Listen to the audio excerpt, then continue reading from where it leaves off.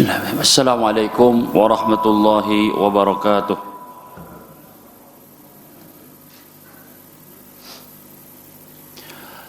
Alhamdulillahi rabbil alamin wa bihi nasta'in ala umurid dunya waddin. Wassalatu wassalamu ala ashrafil anbiya'i wal mursalin nabiyyina Muhammadin sallallahu alaihi wasallam wa ala alihi wa ashabihi wa man sara ala nahjihi wa iqtafa atharahu ila yaumiddin wa ba'd.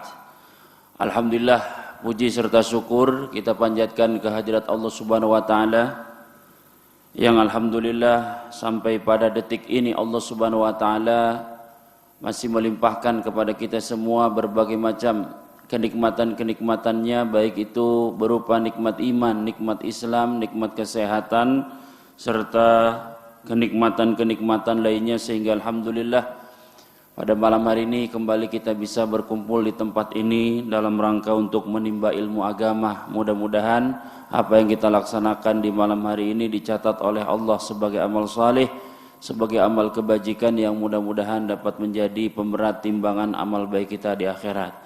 Salawat serta salam semoga senantiasa tercurahkan kepada Nabi kita Muhammad sallallahu alaihi wasallam yang telah membimbing umatnya menuju jalan kebenaran, menyelamatkan umat manusia dari kegelapan jahiliyah menuju ajaran Islam yang terang benderang. Baiklah, malam hari ini kita akan melanjutkan kajian fikih yang mana insyaallah malam hari ini masih melanjutkan pembahasan tentang fiqhun nikah, tentang fikih nikah. Tema yang akan kita bahas pada malam hari ini adalah tentang al-muharramatu fin nikah, yaitu wanita-wanita yang haram untuk dinikahi. Ya, wanita-wanita yang haram untuk dinikahi. Ya, jadi ada beberapa wanita-wanita yang tidak boleh bagi kita untuk menikahinya. Ya, mereka-mereka itu populer dalam istilah masyarakat Indonesia dengan istilah apa? Muhrim kalau di kita. Ya, sebenarnya bukan muhrim, yang benar adalah apa? Mahram. Mahram. Karena muhrim itu berasal dari kata kerja ahrama yuhrimu. Ahrama yuhrimu artinya berihram. Muhrim berarti orang yang melakukan apa? Ihram, atau orang yang sedang dalam kondisi ihram. Adapun mereka-mereka yang diharamkan bagi kita untuk menikahinya adalah dalam bahasa Arab disebut apa? Mahram. Ya, mahram. Baik. Siapa saja wanita-wanita yang haram untuk dinikahi? Nah, itu ada banyak. Tapi penyebabnya adalah 3. Penyebab haramnya wanita untuk dinikahi, penyebabnya secara umum ada 3. Yang pertama adalah al-qarabah. Al-qarabah, ya, yang artinya adalah adanya hubungan kekerabatan. Ya, hubungan kekerabatan atau hubungan kekeluargaan. Ini yang pertama. Ya, jadi sebab keharaman ya dalam pernikahan diantaranya adalah al-qarabah, adanya hubungan kekerabatan atau hubungan keluarga. Yang kedua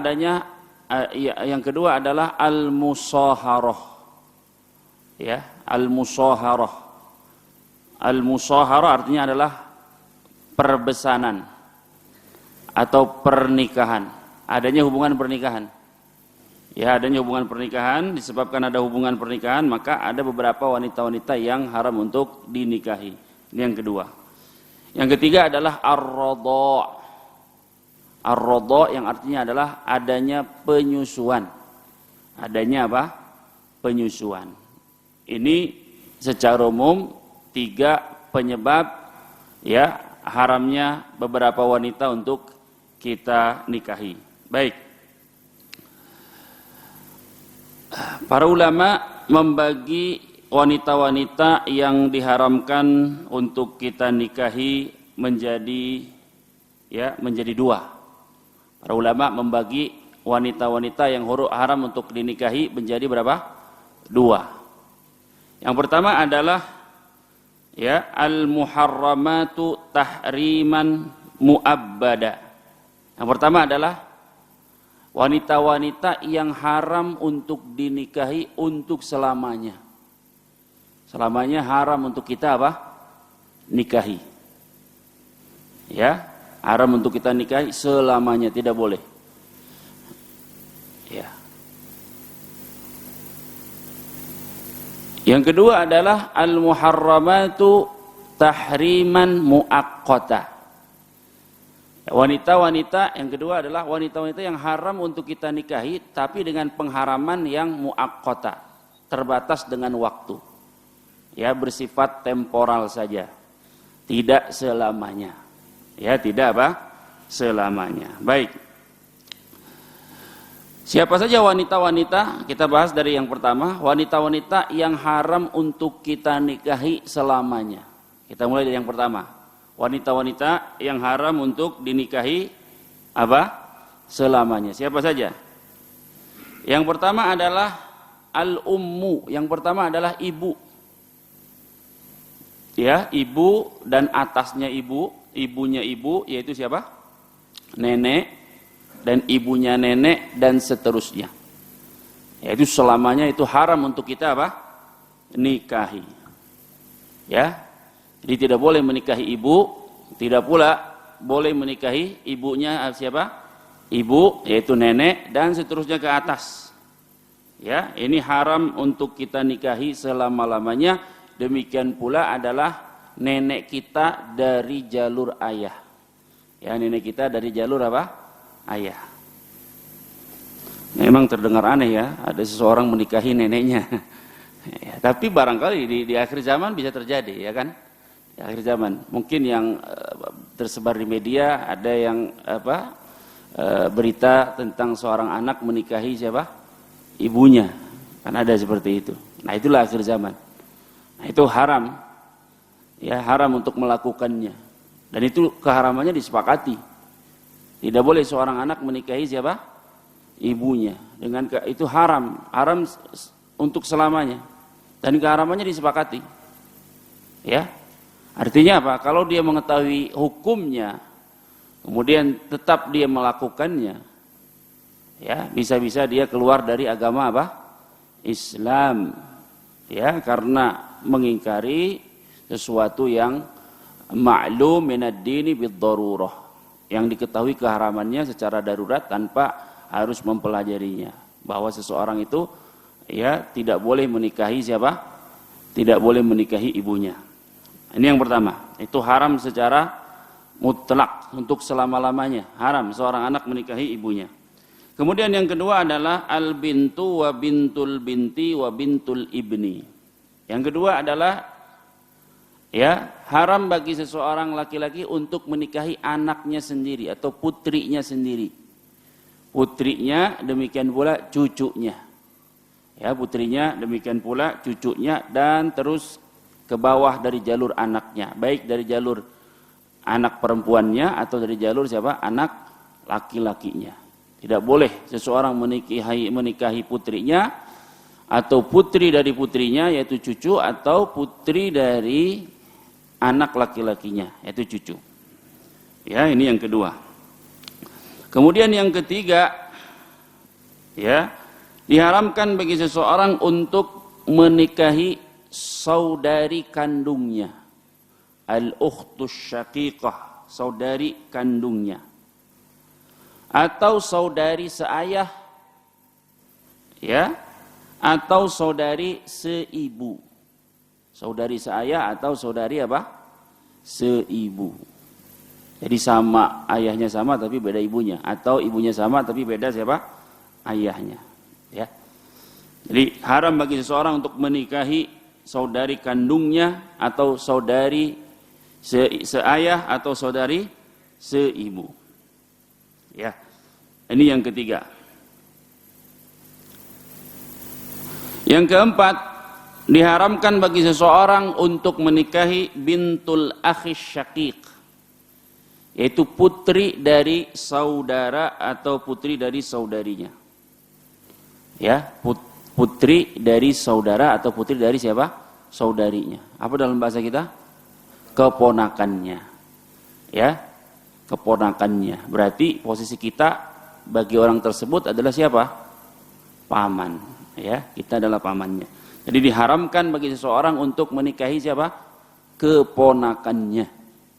Ya, diharamkan bagi seseorang untuk menikahi keponakannya, yaitu putri dari saudara atau dari saudarinya. Baik saudara itu saudara kandung atau saudara seayah atau saudara seibu. Baik. Selanjutnya yang kelima, ya. Tadi sudah kita sebutkan bintul ukhti syaqiqah. Ya. Termasuk sudah tadi kita sebutkan, berarti 45 adalah diharamkan bagi seseorang untuk menikahi keponakannya. Keponakannya ada dua kan? Putri dari saudarinya atau putri dari siapa? Saudaranya. Ya, putri dari saudarinya atau putri dari saudaranya. Baik, yang keenam al-ammah. Al-ammah artinya adalah bibi. Ya, atau tante. Ya, atau dengan kata lain ya adalah saudari dari siapa? Ayahnya. Saudari dari siapa? Ayahnya. Ya, kalau dalam bahasa Arab dibedakan antara saudari ayah dan saudari ibu. Ya, saudari ayah dan saudari apa? Ibu. Kalau kita kan sama ya. Saudari ayah kita sebut apa? Bibi ya atau tante ya. Saudari ibu kita sebut apa? Ya bibi atau tante juga kan. Nah, kalau dalam bahasa Arab dibedakan. Kalau dalam bahasa Arab saudari dari ayah disebut dengan ammah. Ammah, al-ammah. Ya, intinya saudari dari ayah itu diharamkan. Saudari dari ayah itu diharamkan. Bahasa kitanya adalah bibi atau siapa? Tante. Ya. Atau apa dalam bahasa Jawa misalnya? Bude. Ya, bule atau bude, ya. Nah, itu diharamkan. Ya, jadi diharamkan bagi seseorang untuk menikahi saudari dari ayah. Ya, saudari dari ayah. Demikian pula diharamkan baginya untuk menikahi khalah. Khalah yaitu adalah saudari dari ibunya. Ya, sama dalam bahasa kita apa? Bibi atau siapa? Tante. Ya. Ini yang ketujuh. Nah, semua wanita-wanita tersebut, ya semua wanita-wanita tersebut diharamkan karena adanya hubungan al-qarabah.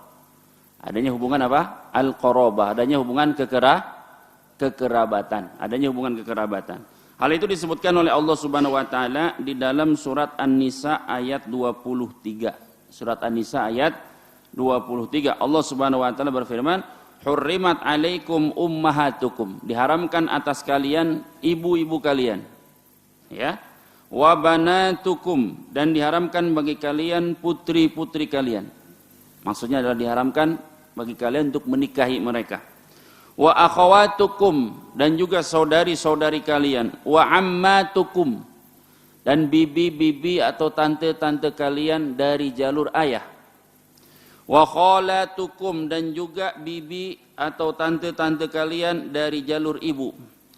Wa banatul akhi, ya, dan demikian pula diharamkan bagi kalian putri dari saudara kalian, yaitu keponakan dari jalur saudara.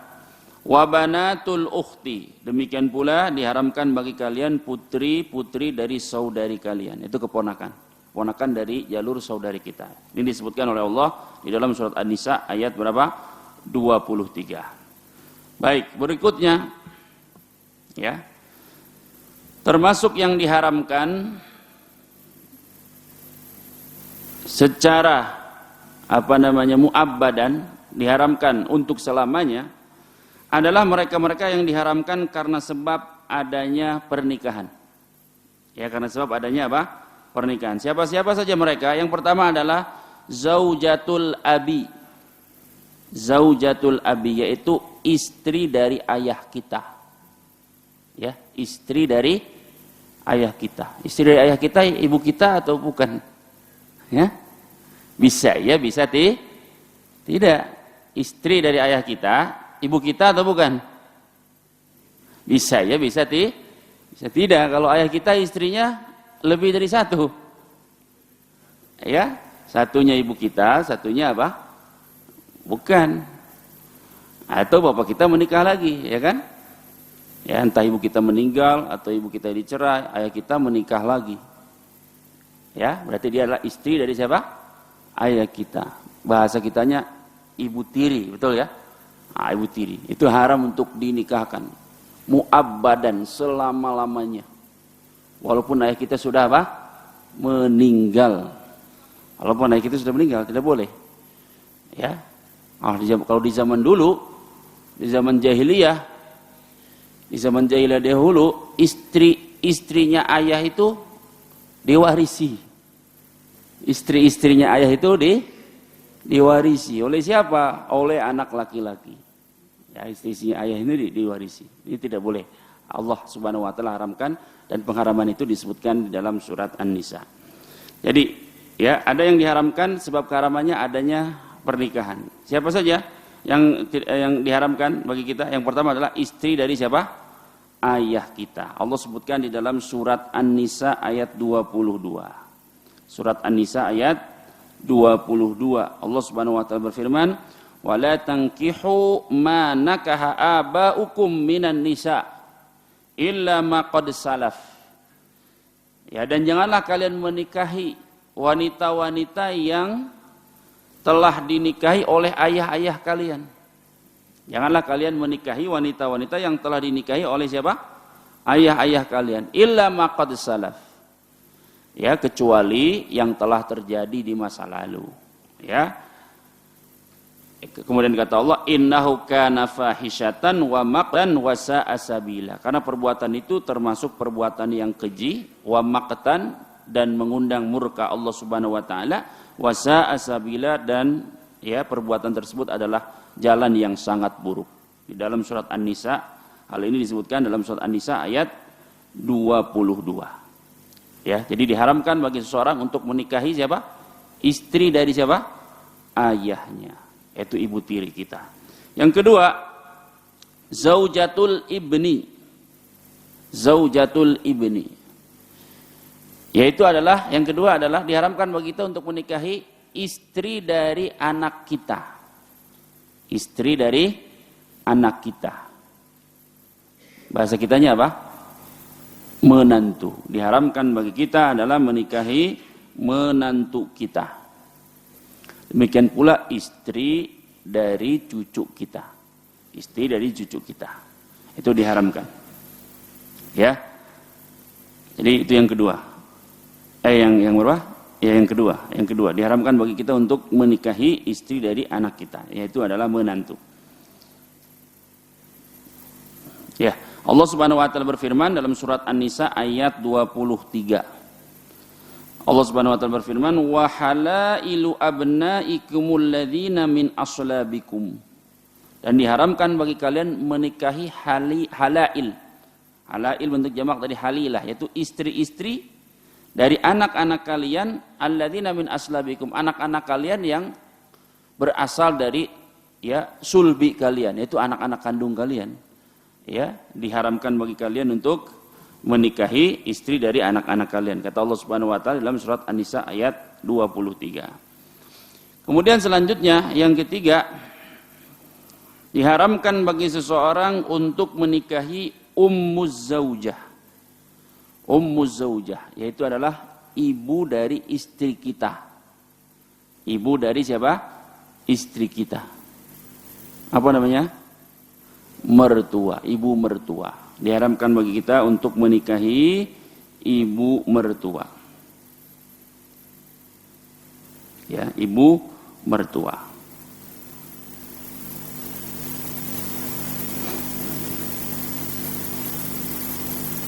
Ini yang ketiga. Diharamkan bagi seseorang untuk menikahi ibu mertua. Kemudian yang keempat, diharamkan bagi seseorang untuk menikahi bintu zaujah. Bintu az-zaujah. Bintu zaujah artinya adalah putri dari istri kita. Putri dari istri kita. Atau dalam bahasa kitanya adalah siapa? Anak tiri kita. Ya, anak tiri kita. Anak tiri kita. Ya. Allah Subhanahu wa taala berfirman, Allah Subhanahu wa taala berfirman di dalam surat An-Nisa ayat 23. Kata Allah Subhanahu wa taala, "Wa rabaibukumul lati fi hujurikum min nisaikumul lati dakhaltum bihinna." Ya. Kata Allah Subhanahu wa taala, dan dihalalkan bagi kalian robibah kalian, yaitu anak-anak tiri kalian. Allati fi hujurikum, yang ada dalam pangkuan kalian. Ya, yang ada dalam pangkuan kalian. Maksudnya tidak mesti kita didik. Artinya yang ada di bawah pengawasan atau pemeliharaan istri kita. Ya, min nisaikum, dari istri-istri kalian, allati dakhaltum bihinna, yang mana kalian sudah ya dakhaltum bihinna, melakukan dukhul terhadap mereka. Ya. Nah, di sini para ulama beda pendapat tentang masalah dukhul. Jadi kalau kita menikahi seorang wanita, ya katakanlah, mohon maaf, wanita itu adalah seorang apa? Seorang janda yang membawa anak putri. Ya. Ada seorang wanita janda, dia membawa anak putri. Sebenarnya kan sebelum kita menikahi dan sebelum ada hubungan suami istri dengan wanita yang statusnya janda tadi kan, sebenarnya kita akan bebas memilih mau menikahi ibunya atau menikahi siapa? Anaknya. Ya, mau menikahi ibunya atau menikahi anaknya. Boleh jadi misalnya ya ada seseorang hendak menikahi ibunya. Ketika akan menikahi ibunya, ternyata setelah itu melihatlah siapa? Anaknya, putrinya. Lalu dia lebih terpikat kepada putrinya. Ya, kata Allah Subhanahu wa taala tadi, Allah mengatakan apa? Wa rabaibukumul lati dakhaltum bihinna. Diharamkan bagi kalian untuk menikahi rabaib. Rabaib itu kalau dalam bahasa kita anak tiri. Anak tiri dari wanita-wanita kalian yang telah kalian dukhul. Ya. Nah itu, dukhul itu apa artinya?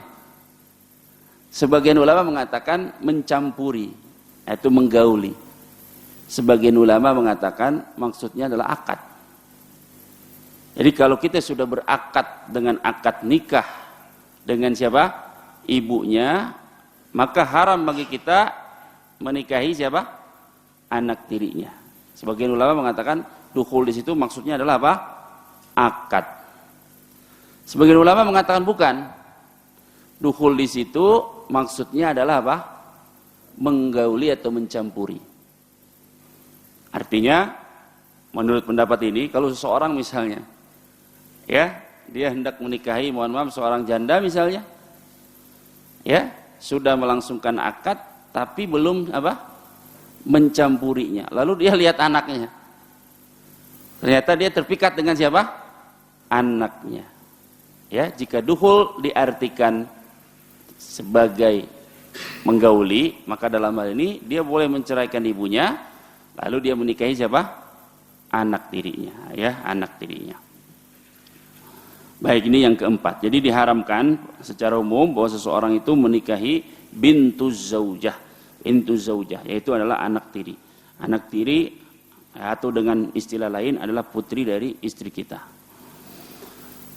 Ya. Kemudian selanjutnya yang kelima, yahrumu 'alal mar'ati zauju ummiha. Yang kelima, diharamkan bagi seorang wanita. Kalau tadi dilihat dari pihak pria, sekarang yang kelima dari pihak wanita. Diharamkan bagi pihak wanita untuk menikahi zauju ummiha, yaitu suami dari ibunya. Ya, diharamkan bagi seorang wanita untuk menikahi suami dari siapa? Suami ibunya. Suami ibunya berarti siapa? Dalam bahasa kita apa? bapak tiri.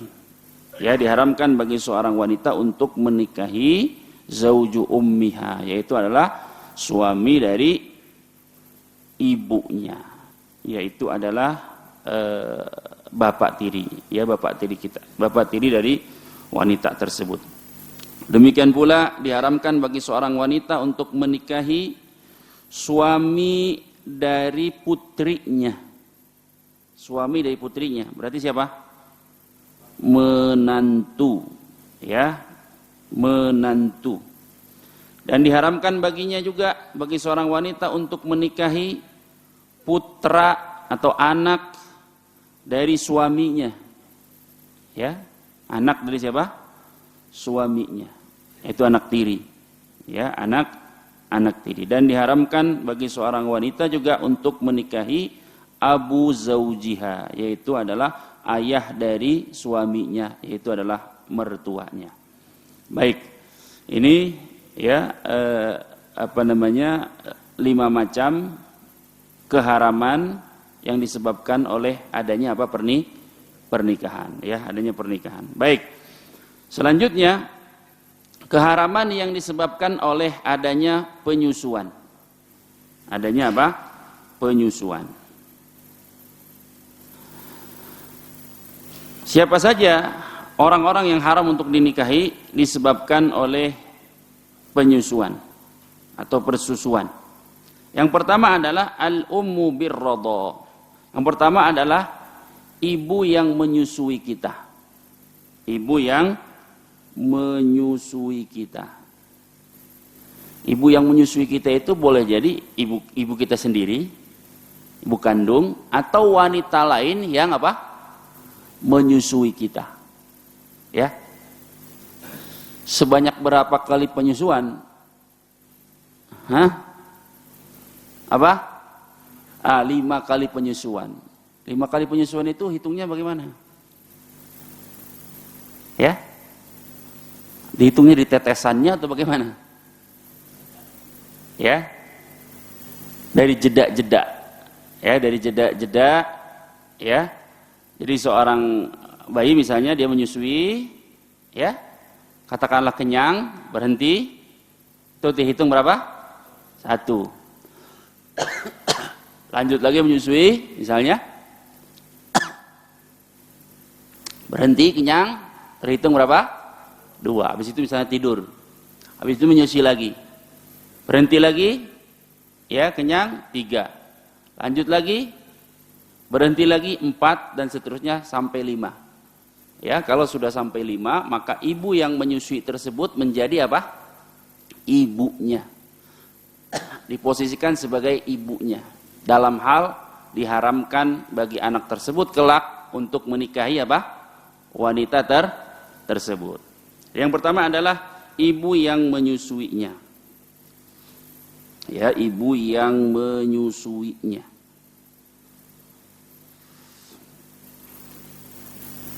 Ya. Baik, termasuk ibu yang termasuk juga yang diharamkan adalah ibu dari ibu yang menyusuinya. Ibu dari ibu yang apa? Menyusuinya. Misalnya yang menyusui kita ada bukan ibu kita, katakanlah, ya. Seperti Rasulullah. Rasulullah itu disusui oleh siapa? Halimah, ya kan? Halimah As-Sa'diyah. Disusui oleh Halimah. Halimah ini punya ibu. Ya. Maka ibu dari Halimah itu diposisikan sebagai neneknya siapa? Rasulullah, yang haram bagi Rasulullah untuk menyusuinya. Ya. Ini yang pertama, ya. Yang wanita yang diharami karena adanya penyusuan. Yang kedua adalah al-ukhtu birradha. Ya, saudari, yang kedua adalah saudari sepersusuan. Saudari apa? Sepersusuan. Yaitu bahwa kita dan wanita tersebut disusui oleh wanita yang sama. Ya, disusui oleh wanita yang sama. Jadi al-ukhtu birradha, yaitu adalah saudari sepersusuan, yaitu bahwa kita dan dia disusui oleh wanita yang sama. Ini yang kedua. Ya. Nah, kedua wanita ini diharamkan bagi kita untuk menikahinya, dan keharaman ini disebutkan oleh Allah di dalam Al-Qur'an surat An-Nisa ayat 23. Ya, surat An-Nisa ayat 23. Di mana Allah Subhanahu wa taala berfirman, "Wa ummahatukumul lati arda'nakum wa akhawatukum minar radha'ah." Dan diharamkan bagi kalian ibu-ibu yang telah menyusui kalian, atau wanita-wanita yang telah menyusui kalian. Wa akhawatukum minar radha'ah, dan saudari-saudari kalian sepersusuan. Ini disebutkan oleh Allah di dalam surat An-Nisa ayat berapa? 23. Nah, selain mereka ya juga disebutkan dalam hadis atau diistinbatkan dari hadis bahwa selain mereka juga ada wanita-wanita lain yang diharamkan karena sebab persusuan. Di antaranya siapa? Di antaranya adalah bintul akhi minar radha. Ya, bintul akhi minar radha. Yaitu adalah putri dari saudara kita sepersusuan. Ya, putri dari saudara kita sepersusuan. Kalau kita punya saudara, terus saudara itu punya putri, berarti putri itu bagi kita posisinya apa? Keponakan. Keponakan sepersusuan. Gimana itu? Bisa gambarannya? Yaitu kita, ya, dan laki-laki lain, kita bersama laki-laki lain, ya, atau anak lain, kita ketika kecil dan ada anak lain misalnya disusui oleh wanita yang sama. Ya, katakanlah ada seorang wanita bernama Siti misalnya. Siti itu menyusui kita dan menyusui seorang laki-laki namanya siapa? Ahmad misalnya. Nah, Ahmad punya putri, punya anak namanya Aisyah. Ya, nah Aisyah itu ya adalah putri dari saudara kita sepersusuan. Yaitu posisinya disamakan seperti keponakan.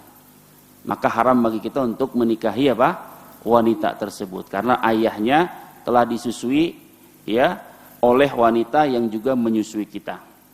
Ya, ini yang pertama. Kemudian selanjutnya bintul ukhti minar radha. Putri dari saudari sepersusuan. Putri dari saudari sepersusuan. Jadi kita dan seorang wanita disusui oleh wanita yang sama, dan wanita tersebut memiliki apa? Putri. Nah, putri itu haram bagi kita untuk kita nikahi. Ya, kemudian yang ketiga,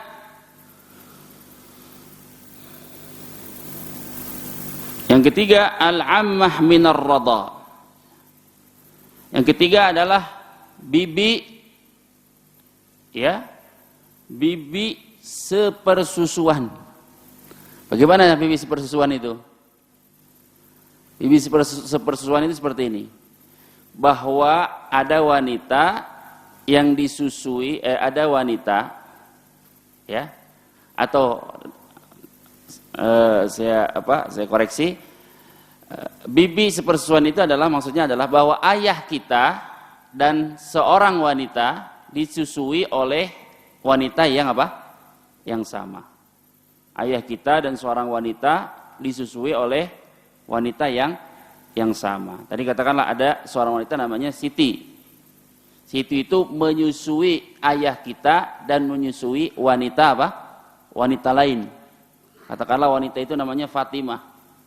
Karena disusui oleh wanita yang sama-sama menyusui ayah kita, ya, maka wanita tersebut menjadi apa? Bibi kita. Ya, menjadi bibi kita, menjadi mahram kita. Mahram disebabkan sepersusuan. Demikian pula bibi atau wanita yang disusui dengan wanita yang menyusui ibu kita. Ya, itu juga sama, diposisikan seperti apa? Bibi, ya, bibi atau tante, ya, yang haram disebabkan oleh persusuan. Itu wanita menyusui ibu kita dan menyusui seorang wanita lain. Nah, wanita lain ini ya haram bagi kita karena diposisikan sebagai apa? Bibi kita. Ya. Kemudian selanjutnya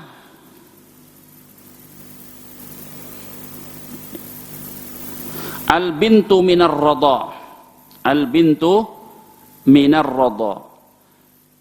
Selanjutnya yang termasuk diharamkan adalah al-bintu minar radha, yaitu adalah anak atau putri sepersusuan. Ya, gambarannya seperti apa? Ya, gambarannya adalah bahwa katakanlah kita punya istri. Ya.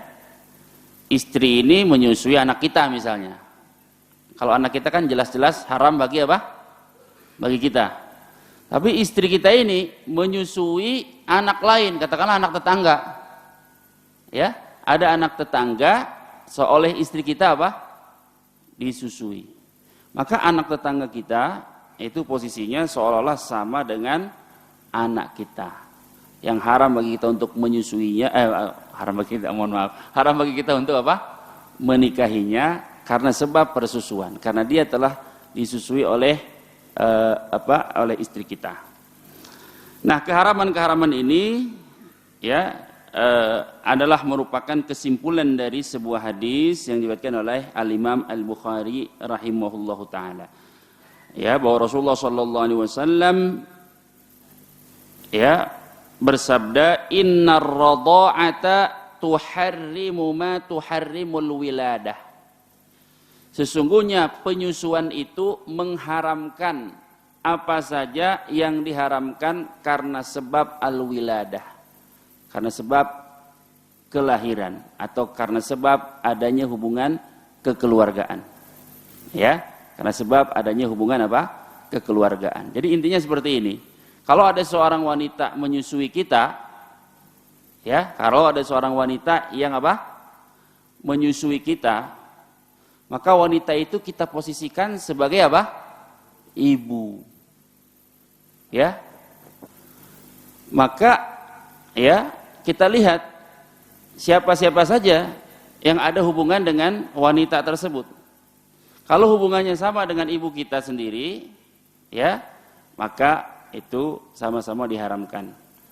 Misalnya apa? Wanita tersebut menyusui seorang wanita. Wanita tersebut menyusui seorang anak perempuan yang tidak ada hubungannya dengan kita, ya. Tapi karena wanita tersebut menyusui kita, maka wanita tersebut kita posisikan sebagai apa? Ibu. Dan siapa saja yang disusui oleh dia, posisinya adalah saudara atau saudari. Dan suami dari ibu yang menyusui kita diposisikan sama dengan siapa? Ayah.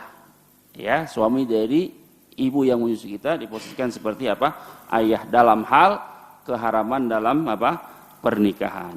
Ya, keharaman dalam hal apa? Pernikahan. Jadi kata Rasulullah sallallahu alaihi wasallam, innar radha'ata tuharrimu ma tuharrimul wiladah. Sesungguhnya penyusuan itu mengharamkan apa yang diharamkan oleh wiladah, itu oleh kelahiran, atau maksudnya adalah hubungan kekeluargaan. Baik.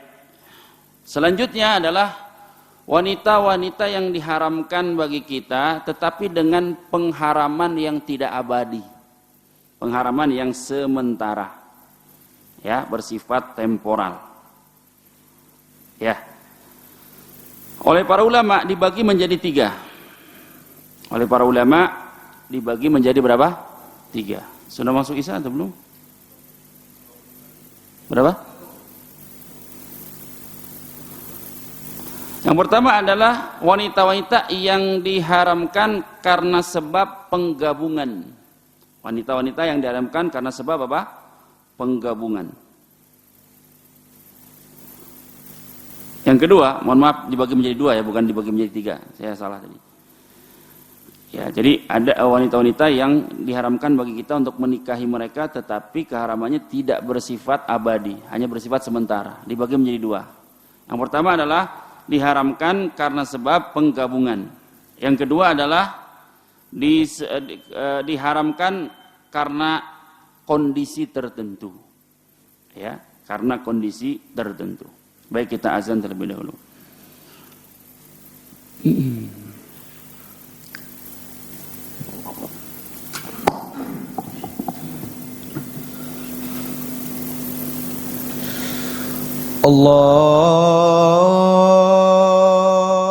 Allahu Akbar, Allahu Akbar, Allahu Akbar, Allahu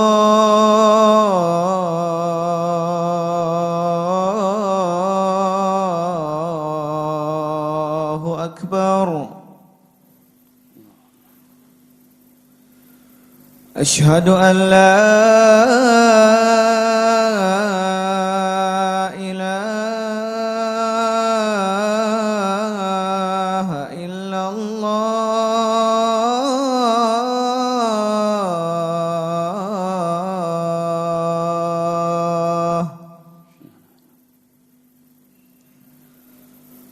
Asyhadu an la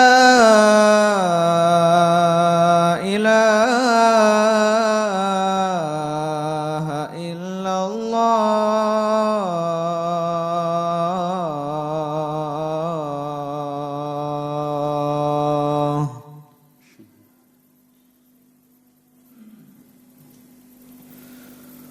Asyhadu anna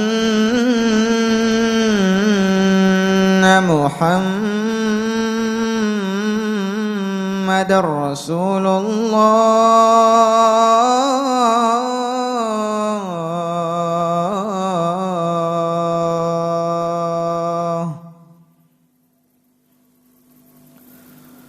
Asyhadu anna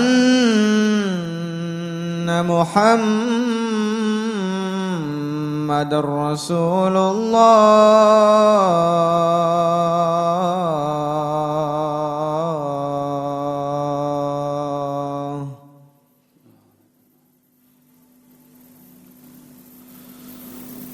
Hayya 'ala shalah.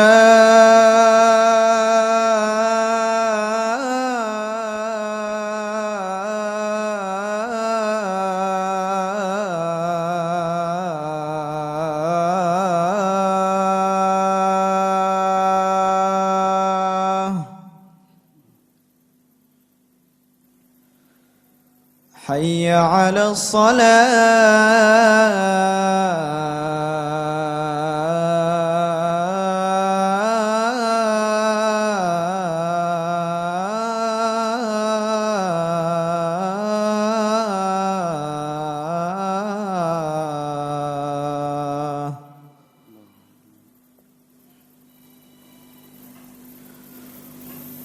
Hayya 'alal falah.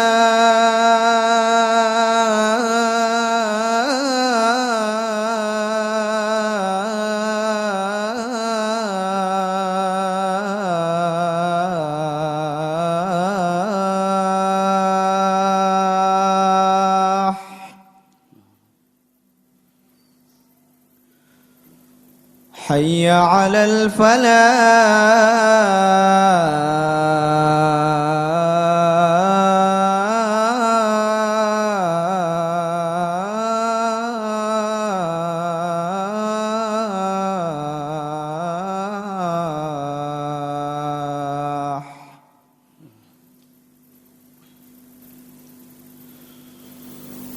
Allahu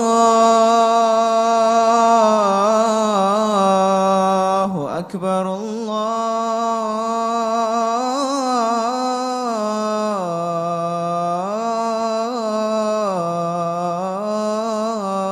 Allahu Akbar. La ilaha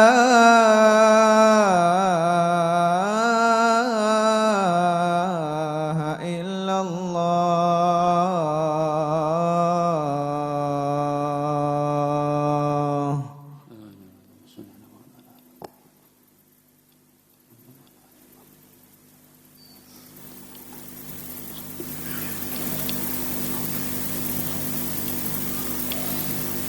Baik, kita lanjutkan sedikit saja.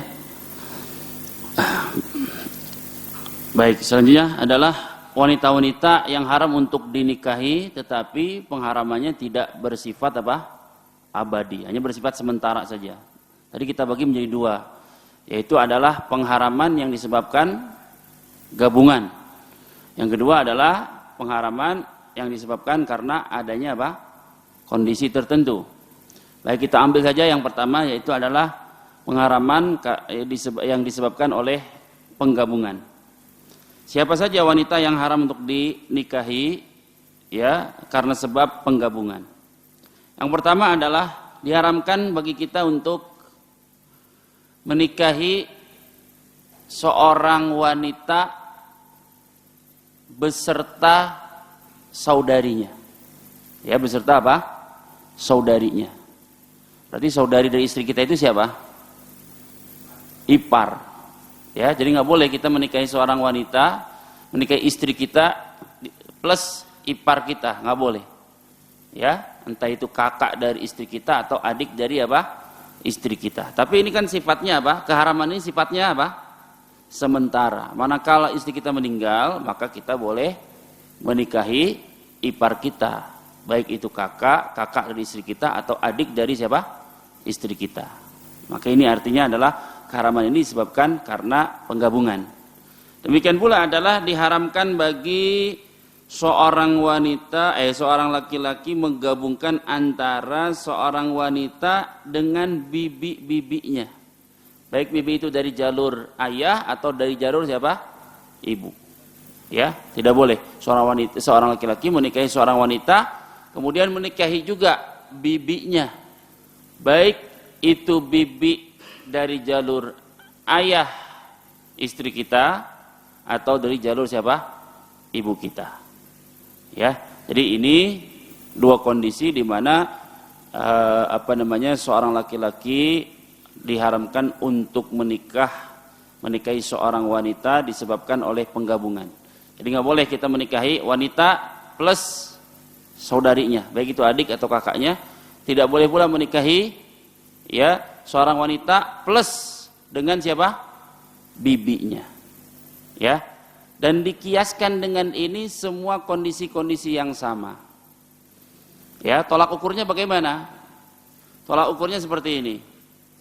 Diharamkan bagi laki-laki menikahi seorang wanita dengan wanita lain yang ada hubungan kerabat dengan istri kita. Yang apabila wanita itu kita bayangkan seolah-olah laki-laki, itu adalah mahram dari istri kita. Paham ya?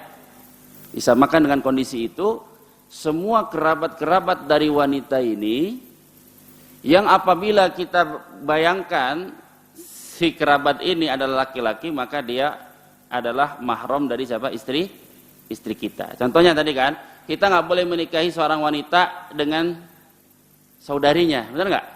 Saudarinya ini kalau kita bayangkan dia laki-laki, maka dia siapa? Saudaranya. Saudaranya mahram dari saudari atau tidak? Iya. Kasus lain misalnya, wanita ya dengan keponakan. Misalnya kita punya istri ini, istri kita punya keponakan. Keponakannya perempuan. Boleh nggak kita gabungkan? Boleh nggak kita menikahi seorang wanita, itu istri kita, terus kita menikahi juga keponakannya, boleh atau tidak? Nggak boleh. Tolak ukurnya apa? Nah ini wanita yang kedua ini, kalau kita bayangkan dia laki-laki, terus dia adalah mahram dari istri kita, maka nggak boleh. Misalnya ini keponakan, ya keponakan menikahi bibi boleh atau tidak? Tidak boleh, ya maka itu diharamkan. Jadi ini wanita-wanita yang diharamkan karena sebab penggabungan. Manakala penggabungan ini tidak ada, maka keharaman itu menjadi menjadi tidak ada. Baik ya, mungkin ini yang bisa kita sampaikan. Sebelum kita tutup, barangkali ada pertanyaan, silakan. Ya.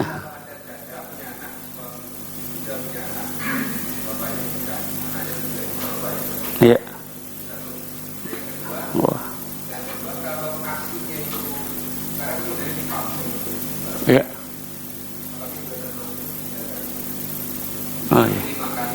Masya Allah, pertanyaan bagus. Yang pertama adalah kalau ada seorang laki-laki statusnya duda, seorang wanita statusnya apa? Janda. Masing-masing punya anak. Yang satu anak laki-laki, yang satu anak perempuan. Boleh nggak bapak ibunya saling menikah dan anaknya juga saling apa? Menikah. Boleh atau tidak? Boleh. Iya, boleh itu. Ya, dan itu bisa menekan biaya. Jadi resepsinya sekali aja. Orang tua menikah dan anaknya juga saling menikah. Karena kita lihat nih hubungannya apa antara laki-laki dengan wanita tadi? Ada hubungan nggak? Nggak ada hubungan apa-apa. Ya kan? Saudari bukan, saudara bukan, sepersusuan juga enggak. Ya, jadi boleh. Jika seorang laki-laki status duda, seorang wanita status janda, masing-masing punya anak, pas anaknya juga laki-laki dan apa? Perempuan. Anaknya itu saling menikah, boleh atau tidak? Boleh, ya boleh, ya. Pertanyaan kedua, sekarang itu ASI itu di pumping, bahkan mungkin di negara barat itu ada namanya bank ASI ya. Bank ASI itu diletakkan di alat pembeku, ya. Kemudian itu bagaimana? Tolak ukurnya bagaimana? Wallahu alam. Ya wallahu alam. Saya harus baca lagi. Ya, tapi itu pertanyaan bagus. Ya. Tapi pertanyaan bagus, wallahu alam. Tapi kalau masalah terkait dengan pernikahan, saya wallahu alam. Tetapi yang saya tahu, ulama mengharamkan ya kaum muslimin untuk memberikan ASI ya yang statusnya tidak jelas. Itu kalau di negara-negara Eropa misalnya ada bank ASI ya kan. Nah, anak-anak kita dikasih ASI dari bank ASI tadi. Ya, itu tidak diharamkan. Setahu saya ulama mengharamkan. Karena ASI itu ada hal yang terkait dengan apa tadi? Dengan pernikahan. Ya, dengan pernikahan. Jadi tidak boleh anak kita diberi ASI dari bank ASI sebab kita tidak tahu itu ASI tadi milik wanita siapa. Ya, adapun kemudian status tadi ukuran penyusuan yang mengharamkannya itu seperti apa? Kan kalau yang tadi kita sampaikan kan penyusuan yang mengharamkan itu berapa kali tadi? 5 kali. Itu kan jelas. Ukuran 5 kalinya bagaimana? Sekali dia menyusui kemudian berhenti, ya, maka itu terhitung berapa? 1 kali. Sambung lagi, berhenti lagi, terhitung 2 kali. Nah kalau sudah dibungkus bagaimana? Apakah per liter misalnya? Atau per gelas atau itu wallahu a'lam bissawab. Yaitu saya harus mencari fatwa-fatwa ulama kontemporer. Wallahu a'lam. Mudah-mudahan pertemuan selanjutnya bisa saya jawab. Ya, baik, kita cukupkan sampai di sini. Mudah-mudahan apa yang disampaikan bermanfaat, yang benar dari Allah, yang salah dari diri saya pribadi. Akhiru da'wana alhamdulillahirabbil alamin. Shallallahu ala nabiyina Muhammad. Subhanakallahumma bihamdika asyhadu an la ilaha illa anta astaghfiruka wa atubu ilaik. Wassalamualaikum warahmatullahi wabarakatuh.